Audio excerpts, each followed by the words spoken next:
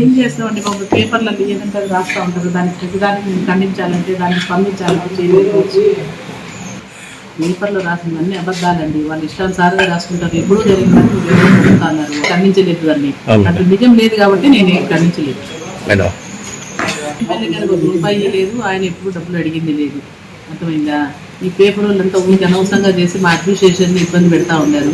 మమ్మల్ని చేసుకునింది ప్రజానాయకుడిగా ఆయన ఎమ్మెల్యే గారు పిలిస్తే మేము పోవాల్సి ఉంటుంది. అక్కడ ఎవరైనా పబ్లిక్ సమస్యలు ఏమైనా చెప్పినప్పుడు సార్ మాకు ఫార్వర్డ్ చేస్తారు. వాటిని మేము తీర్చగలిగే చేయగలం సార్ అని చెప్తాము. లేనివైతే చేయలేము సార్ అని చెప్తాము. అంతవరకే కానీ ఇంకా ఏ విధంగా కూడా మేము ఏ ఇన్వాల్వ్మెంటు లేదు. మేము ఆ సార్కి డబ్బులు ఇచ్చినారనేది లేదు. ఇట్లాంటి అసత్యమైనవి కానీ నెక్స్ట్ కానీ ఏమన్నా వస్తే ఆ పేపర్ల మీద డిఫర్మేషన్ సూట్ కూడా వేస్తాను. చెప్తా ఉన్నాను పత్రికంపంగా తెలియదు. ఏం వాస్తవాలు లేవు. ఆ పేపర్ జ్యోతి పేపర్లో వచ్చిన రోజే నేను ఏదో 1,00,000 కోట్లు తీసుకున్నానని వచ్చినది. నేనేం తీసుకుని లేదు, ఏమి లేదు. తర్వాత మళ్ళీ 2 days తర్వాత ఎమ్మెల్యే గారు 30,00,000 ఇచ్చినారని ఆ రోజే నేను ఖండించలేదు. దానికి సత్యం లేదు కాబట్టి ఖండించలేదు. ఇప్పుడు మా ఉద్యోగం మేము చేసుకుంటా ఉన్నాము. సార్ ఎమ్మెల్యే గారికి ప్రోటోకాల్ మేము పోవాలి. ఆయన ప్రజానాయకుడు కాబట్టి ఆయన ఏదన్నా పబ్లిక్ వెళ్తారు ఎమ్మెల్యే గారి దగ్గర కూడా ఏదైనా ప్రాబ్లం వచ్చినారు. అట్లనే ఈరోజు కూడా పిలిచినారు, పోయినాము పొద్దున్నారు.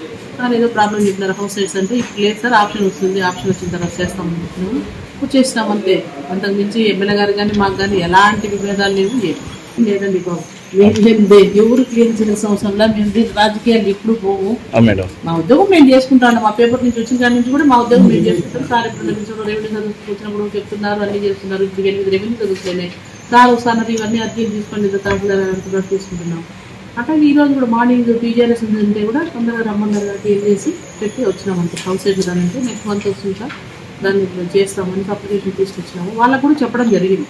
అదే వాళ్ళు కూడా సరే మేడం అప్పుడు వచ్చి ఇచ్చినప్పుడు ఇవ్వండి అని చెప్పినారు. అంతే, ఇంకేం ఏం సరేనా. ఉద్యోగం కరెక్ట్గా ఉంటే ఉద్యోగం చేస్తాం. ఏమన్నా మా దగ్గరకు వచ్చినా కూడా కరెక్ట్ ఉంటే చేస్తాం. కరెక్ట్ లెక్క రిజెక్ట్ చేస్తాం. అంత నుంచే కానీ మేము ఎవరికి డబ్బులు ఇచ్చింది లేదు ఏం